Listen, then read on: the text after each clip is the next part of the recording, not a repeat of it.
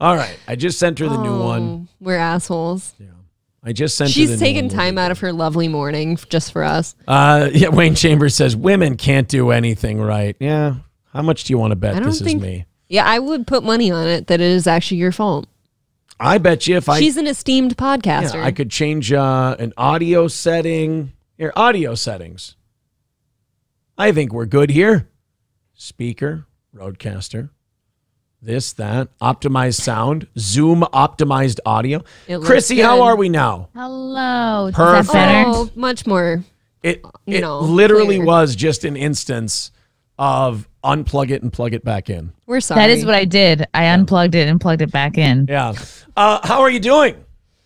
I'm doing great. Your guys' show is really one of my favorite shows. Like you're so reliable. I can always turn you guys on and like be like, okay, I feel sort of updated about what's going on. You're my most trusted news source. That is a damning and terrible commentary on where we're at. Yeah, that is in not the world, good. because I will openly say I'm pretty sure I have no idea what the hell I'm talking about. It's right out of our assholes. You're always talking about something, like whether it's important or not. Right. Something. It's always, and you know what? God damn it. If it isn't important, I'll make it feel important. Yeah. Yeah. You'll think about it. Yeah. later. We just talked about a guy advertising for a kidney he needs before he dies on a billboard. And I thought, well, that's kind of a guilt move. What if us advertising that story got him his kidney? I'm sure it will. Then I want any ancillary profits. If there's anything that guy does, like however long that guy's life got elongated, I want some kind of, we'd have to work out a deal. You want royalties off his life. I'm sure whatever he spent on that billboard, he could have just been a podcast sponsor for probably a couple months. There's a co-host spot open on MLC. He could have just done that and made his billboard money. God. Misery loves kid needs. There you go. Oh, then you have to change the name to MLK. That would be awkward for half that audience. Yeah, that's not on brand. Yeah. Kevin has to yell for kidneys. Oh, thank you, David Chandler. $99.99 from our buddy David says. Wow. David. He says, "Woo, mayor for mayor." Oh, Ooh. There you go. Very good. I am running for mayor always. It's Friday, and I have not seen an internationally viral news article with your name on it yet this week. Not this week. I'm just not working hard enough. I know. You've been wearing the right pants. You haven't been yelling at fat people. You're behaving. You guys did a 2-city tour, and you ended up making international news in both cities. Was it worth Who it? knew?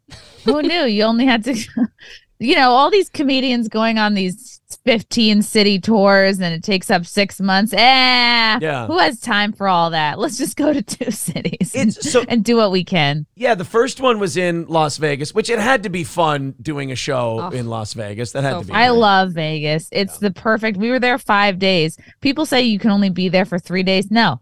I think 5 was too few days. We stayed at the Rio, which they're not paying me to say this, but like, I love these old hotels. Like, give me an old hotel in Fremont Street and I'm happy. Like, I don't don't stay at the Cosmopolitan. Don't stay at the Wynn or the Aria or any of these like new bougie hotels. You could stay somewhere nice anywhere. Like, sure. I like crusty old Vegas. I do too. I like splitting my time between the Strip and downtown. And the last couple times we've tried to downgrade the place we're staying to get our ass outside of the hotel and the resort more. I'd like to stay at the Palms because we got married at the Juno Gardens at Caesar's Palace, and like if you like Caesar's Palace has so much shit that you're like, oh shit, I'm not going anywhere else. Like, I got to get out there. Right. It is the place. They have a nude pool. They have a topless pool. Mm-hmm. Yeah. So I think next time we're going to go like Planet Hollywood or Harrah's. But yeah, downtown, they've got actually a few cool places. Circa seems great.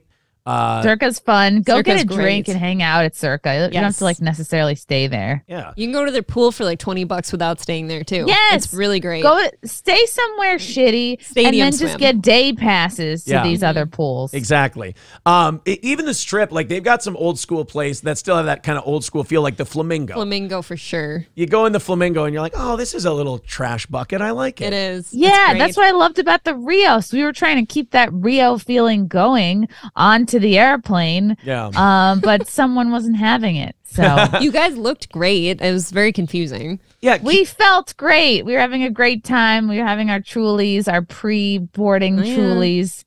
And I was just up early this morning at 7 a.m. doing an interview for like some Indian TV thing. And they're like, oh my God, they had me do an intro where I had to state my name, age, and pronouns. I was like, I already don't like how this is starting. Like you're gonna have to. I'm like, pronouns. I'm like, you can just look at me. We're not doing this pronoun bullshit. Pretty sure did you tell them that? I did. I did say that. You went to India. I wouldn't think India. I was like, fucking India. Yeah. Yeah, they're pussies over there. I don't know. I'm just doing whole sweeping generalizations at this point. They're probably one of those countries that took one of those like $3 billion foreign aid deals we give people. But if you take it, you have to have Chrissie Mayr say her pronouns on the news. Chrissie's worldwide now. I was like, what the fuck are we doing? And then she asked me if I had called them, if I reached out to the authorities, American Airlines. I'm like, no, I haven't even done my laundry yet from Vegas. Right, okay, like I am behind. I had another viral thing, which is always good, always welcomed. So, but I haven't even posted my photos from Vegas yet. Right. So the pants first. You had pants that were mildly see-through, but nothing sheer. Yeah, I've seen worse. The person I had to sit by on a plane back from Vegas who looked like they were baking bread inside of yoga pants and they were leaking over to my seat. I had to sit with like my left ass cheek over on April's seat the last flight we took. It's so selfish, and the like fat people are fucking so selfish to begin with, but like the sloshing into someone else's seat, like they don't even know. They don't even care. It's like it's just like whoever takes up the most space wins. That's really like the airplane attitude. Yeah, so you have sheer pants on. Keanu, Mrs. Bisconti. She has a dress on. A maxi skirt. A maxi skirt. The slit. I'm a guy. It should, and they tell you what, like, I don't understand. I still don't understand, like, I guess if the set or the blocking of this whole thing. Like, are you on the plane already? And they tell you. We're at the end of the boarding line. Because I am a gold member, I was entitled to board in group 4, but I said, no, I'm a man of the people. I'm going to drink until the very last minute possible. It's mighty big of you. Board in group 5. And we were like 10, 15 minutes away from takeoff, which is when they stopped boarding. So we like ran over. I think we were the last in line, and Keanu was in front of me. We're like in the line. Everyone's boarding. I feel a tap on my shoulder. I go, shit. Well, this is it. This is they got me. They're getting me for January 6th. Goodbye, everybody. Keanu, you're headlining. Enjoy the rest of the tour. I didn't think I'd go out like this, but at least I'm wearing a fabulous outfit. Right. The worst part is now you have to go hang out with Baked Alaska. Oh. I barely know who that is. And then he's like, you have to change your pants, and I was like, I just snapped into action because I am a female and I'm on an airplane that I don't want to miss it. It's not cutting time. I can't stay in Vegas another day. I had to be at InfoWars the next day. I had a 3+ hour drive ahead of me the next morning to drive to get to InfoWars. Yep. By like 1-ish, right? I think something like that. And so we have shit to do in the morning. Yeah. No, I think we had Drinking Bros first, and then I had to go to InfoWars. So it was a big day. You can't keep it straight anymore. Right. We can't miss. You're so famous. Can't miss the flight. Now, does Alex make you say your pronouns? I'm. No, nobody over there. They just can look at you because they have common sense. And so I'm like, well, we can't miss this flight. This is a person who works for American Airlines. He's not. I didn't think to ask him questions because I've never been asked to change my pants before a flight. So I didn't think to like give him sass or attitude. Like I didn't think to be like, what's wrong with these pants? Or like, hell no. Like it just didn't occur to me to challenge this person because I'm really just trying to get on the plane. Sure. You're not trying to cause problems. Yeah. Right? And it's like, I don't know. I just wasn't raised to fucking be a troublemaker. That's why I do stand up. That's the only like safe space I feel like I can say how I feel. Sure. But like in day to day, like I like in terms of getting on a flight, like I don't have the time or money to just fight about my pants. So I was like, I guess I'm zipping open my fucking bag to see what else I have. You're lucky because you had clothes. My main bag and Keanu's main bag were all checked away, and we had like checked the curbside, bag check. That guy didn't say anything to me about my pants, didn't give us any kind of a heads up. I got a pat down from a lovely butch lesbian. She didn't say anything was wrong with my pants. I don't go through the machine. Yeah. And of course not. At no point in the airport experience did anyone say that we might have to change our pants. Right. So we're like, this is Las Vegas. They've seen this way is Vegas. sluttier pants. People wear shorts there where their vagina lips are hanging out. I mean, we saw people like when we got off the plane and we were like full of rage. We saw this woman in like hot pink shorts, everything skin tight, like ass cheeks, stomach hanging out. And I'm like, oh, okay, because she gets to wear that because she's black, and like right. And we're getting fumed up about this because it's like if we were part of a group of people that you are afraid to confront, like black people or trans people or obese, like if we were a member of any of these groups that were trained to fear and avoid, they wouldn't have said shit to us. But we're white girls and we're small and we're having a good time. You were so two we're hot Target, white girls. Yeah. Two hot white girls. This doesn't happen in the Spirit line. No, not at all. And the thing that gets me about it too is like if you guys had just walked right onto the plane, you're sitting on your ass the whole time anyways. Who's going to see you? We did not get up once. We didn't even get up to pee. We sat down and just immediately started drinking again. Yeah, because that's how we deal with problems. Well, how far is Vegas to Dallas? That's got to be a couple hours. It was like 3 hours. 3 hours? Okay. Yeah. So then that happens, and then the pictures you guys take and the social media posts go all over the place, and you end up with all these articles. Was there anyone, like, did you talk to or did you hear from any attorneys who were like, hey, if they made you change at the gate and in front of people, we could have them for, because I think you said Keanu had no underwear on. So she's she's got her. She was like pantless, fully pantless. Right. If someone says, oh, well, she had her genitals out in front of children at the airport or whatever. I mean, you guys can get in trouble for that theoretically. Yeah. Mm-hmm. There definitely were no children around. And I'm not looking around to see who's watching me. I just was like, I was doing what I felt like I had to do as quick as I could do it. You're so trying I could get on changed, this flight. yeah. And then Keanu walks back because now it's been a few moments of me gone. And she's like, what's wrong? And the guy looks at her and points and goes, yeah, you too. You have to change your pants. What the hell? So the first thing I grabbed off my bag were these 2 pairs of shorts. And I'm changing, and I'm wearing like a black brief, like a black bathing suit bottom, because I was wearing a bathing suit under this fun Vegas outfit. It was beautiful. And it was like a full coverage bottom. It's not like there was an ass crack or a lip hanging out. Like that was fine. I'm like, okay, I guess it's just like big underwear. But Keanu's who I felt bad for because her whole asshole and pussy were out. Right. And what is she supposed to do? And I was like, oh my God, I'm trying to block her. And I'm just like, quit. She just does it real quick. Yeah. The man says nothing to us, doesn't say, hey, oh God, don't change here. Of course, this is not what I meant. I'm so sorry to give you the impression that you had to change right here. No, not I'll hold the plane, not I'll go to the restroom, not even go behind the desk, not even I'll hold up a sheet, nothing. Just said you have to change your pants and then didn't say anything else to us. Is it my fault for just doing it? I guess, but I don't know. What else are you supposed to do? Yeah, it struck me as so odd that would even be an outfit they had a problem in that with. moment. I mean, catching flights is a stressful thing already. And if you're faced with the fear of missing your flight and you've got a full day packed of events the next day too, you're just going to do those things without thinking. That's like fight or flight mode. And your butthole's out. Yeah. And you don't her have time to think asshole about was that. out. So as Keanu says, her tampon string was grazing across the floor.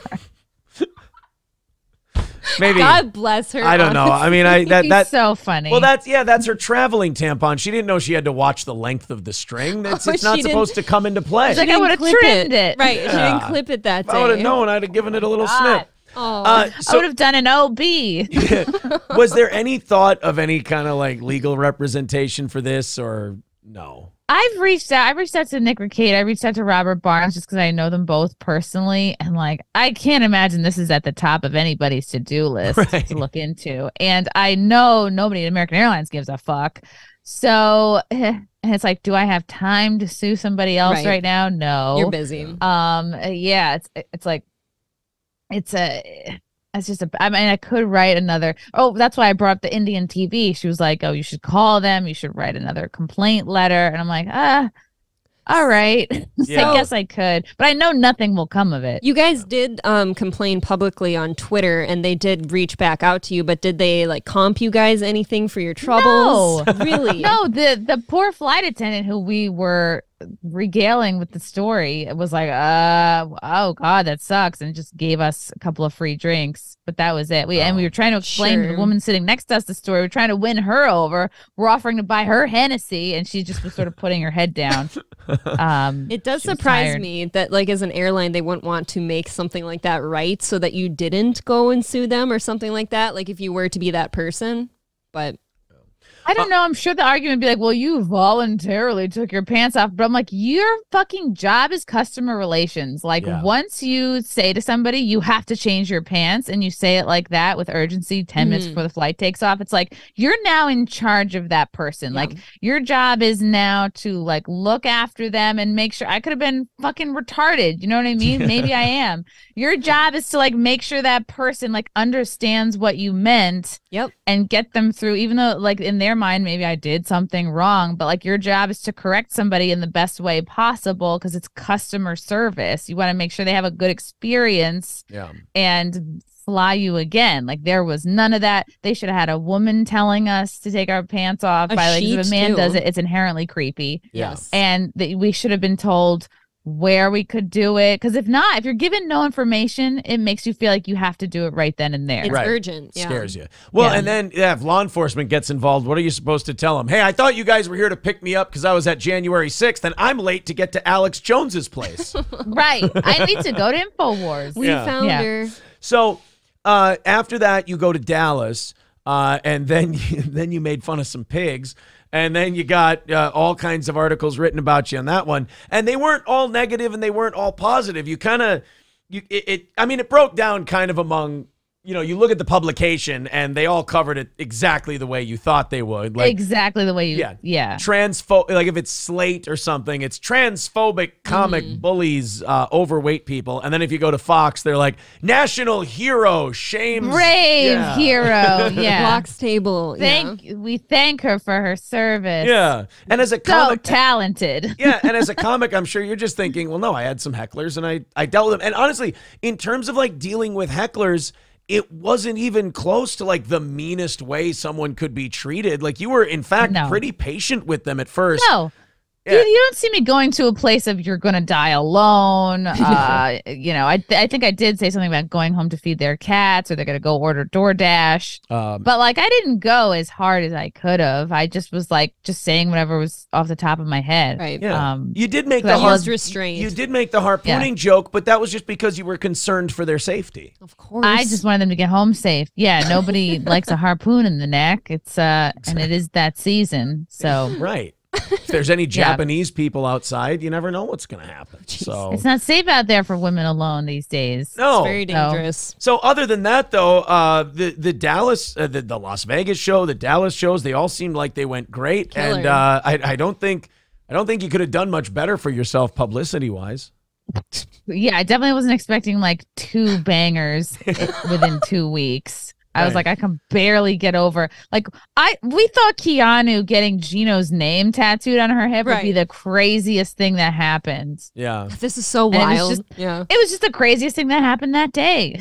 It's probably really nice, though, that Bisconti can be like transformed into so many other words. So she's probably pretty safe there.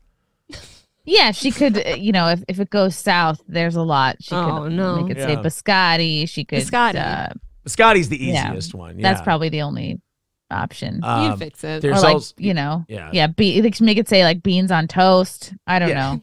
All kinds of options. Yeah, just in case. Well, she doesn't she doesn't want to drop the hot commodity she's got right now. Ooh. About to be monetized on YouTube, and apparently Kevin Brennan killer Gino Bisconti. Yeah. I saw he's about to hit his monetization threshold. I'm so proud of them. And you know what? He has his microphone hooked up half the time. So Yeah. he's getting there.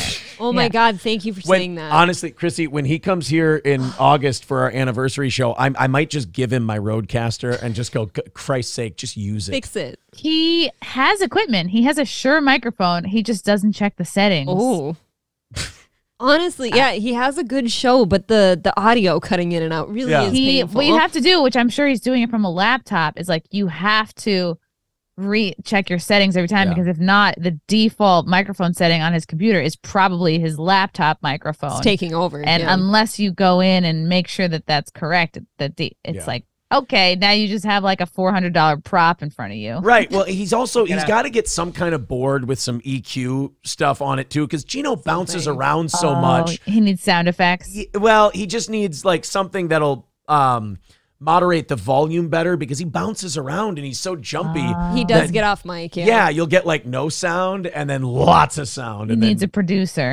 And then when you're sitting in your car trying to listen to him, you're constantly riding the dial. Yeah, you're riding the dial. Oh, by the way, Gino showed up in the chat, so let's be nice to him. Gino! Stop. Gino, it all sounds fine. You're doing great. It's wonderful. Everyone follow Gino so we can send him super chats. Yes. Yeah, no, he needs see, now Gino's getting hateful. He says your mom bounces around so much, Aaron. Oh, wow.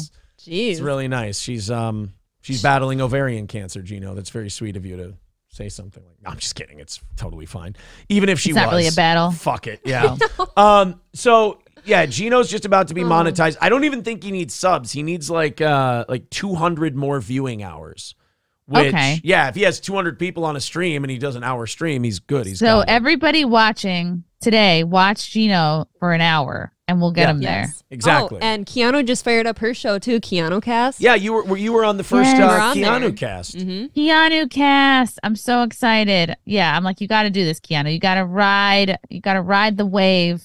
The post-tour wave, and just do it. She's been talking about doing it forever. I'm like, you have to pull the trigger. Aww. Like, there's no perfect way to start a podcast. Like, not everything is going to be right. So don't procrastinate and wait for that. You just have to begin, and you learn by doing. And be consistent. Do it at the same time. Make sure it's dependable and all that. And also, don't get involved with that fucking podcast universe. Just don't. That whole...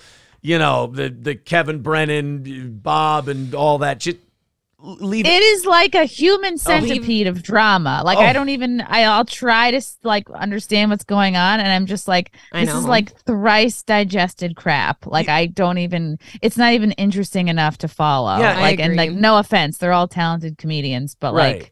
But they're 60. You gotta like find something else. Yes. It sounds like a lunchroom fight in middle school.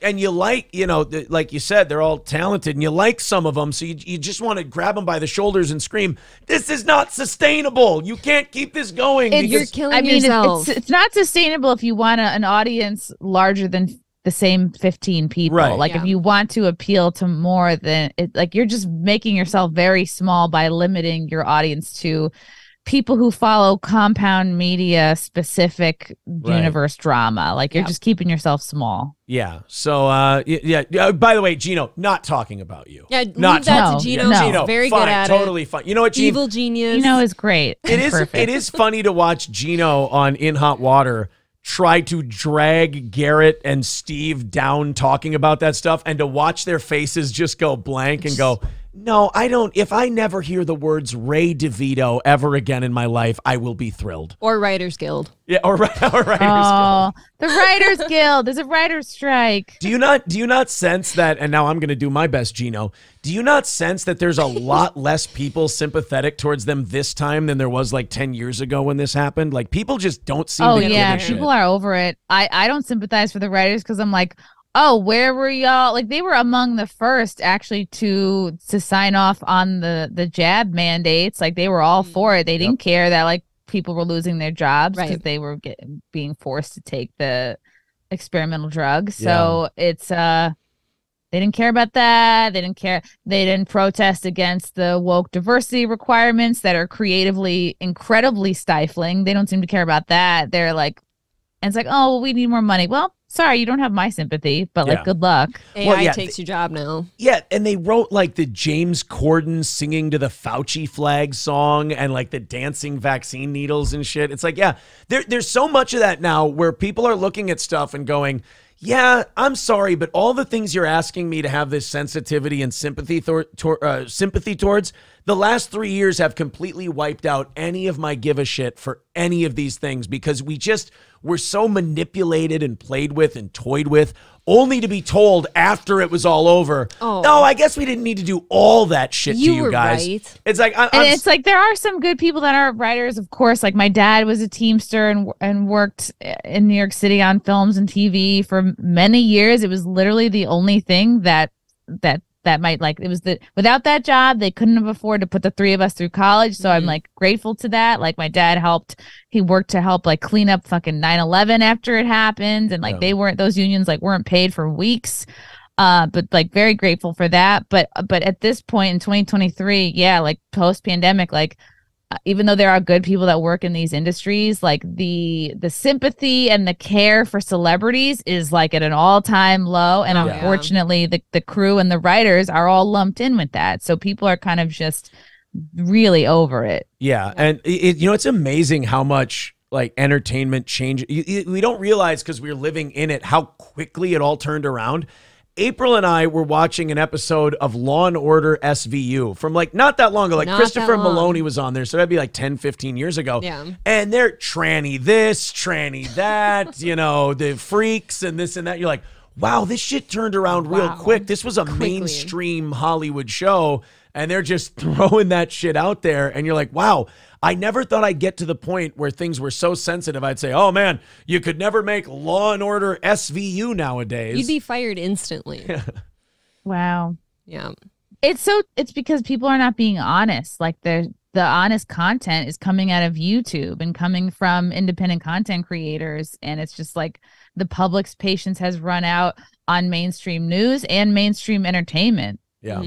I agree. I kind of burned on all of it. I think that the writers are going to have to end up settling for way less than they thought they were going to get because the I don't give a shit meter seems to be really high on this one. Super high. Chrissie, and if they're talented, they can find jobs, like go write for Tim Dillon, like go find the people that are doing well and work with those people. Why not? Well, I mean, isn't that what they told all of the people who didn't want to get vaccinated? Oh, just go find something else to do. Go find somewhere else where you're wanted. Learn to code. Yeah, learn to code. Your turn. Yeah. Chrissie, you've got Simpcast on Sundays at 9 o'clock Eastern time, 8 o'clock Central time, correct? Yes. Yeah. 9 o'clock Eastern. Chrissie Mayr on YouTube. Go subscribe to the channel, of course. And then the podcasts you do. When do you have those come out? Oh God. I mean, usually those are like a few times a week, but the last few weeks it's been just mostly like appearances, which is good. And I'm going to be back on Newsmax on Monday. Great. I'm hoping Congratulations. I can be more of a regular over there. Yep. Yeah. You can't say boner on Newsmax. I learned that. I learned that the hard way. Yeah. And I think I'm actually going to be on the Jimmy Dore show tonight. Oh, cool. At 4 o'clock. I don't know if that's live or pre-taped, but of course I got Friday Night Tights tonight as well. Wow. You just did the Jim and Sam. Yeah, you just did Jim and Sam. Jim and Sam. Yes. Jim and Sam really a couple days ago. That was really fun. How are they doing at Sirius? Did you Busy. I think they're good. I mean, like it's a beautiful office. It's like beautiful studios. Like they still they seem to have dropped all the icky requirements that they used to be requiring, I guess, a couple years ago. I think they're doing fine. It is good. Interesting because they didn't bring up my like trans viral moment, but they brought up my see-through pants viral moment. So I wonder if they feel constricted as to like what they can discuss or not. Yeah, sure. Maybe. I mean, SiriusXM kind of holds all the cards at this point because if you're still surviving over there, you must be important to the company because they've let a lot of people go. Oh, really? Wow. Yeah, okay. So you must be, I mean, if you're still there. Yeah, they did ask me to restock the tampons. So they are, they must be struggling. No, I'm kidding. Clever way to save money, though. And also the wet spot on Compound Media at 6 Central, 7 o'clock Eastern time, compoundmedia.com. You should already have a subscription. Yes, you should. Because you should be watching all the Steel Toe specials and Chrissy yeah. and Gino and Anthony's show. You should All be of it. subscribed to Compound Media. If you're not, compoundmedia.com. Chrissy, thank you very much for giving us a half hour today. We do appreciate it. Thank you. I mean this in all sincerity. Stay in the news. Do what you have to do, you know? Yep. I will do what I must. Yeah. Killing it. Find another hot button issue and just dive in. Yes, Just I go have for to it. find another marginalized group to make fun of. I can think of a couple. Anthony has a couple suggestions. Yeah. Chrissy, thank you very much. Have a great rest of your day. Bye, Love Chrissy. you guys. Thanks for having me. See We you love later. You too. Bye, chat. Chrissie Mayr, there she goes. Thank you very much, Chrissy.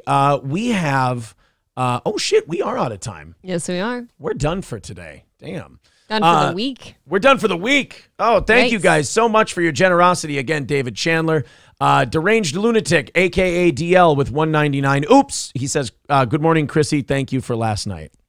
Fuck me. Chrissy is always so much fun. I really do like her.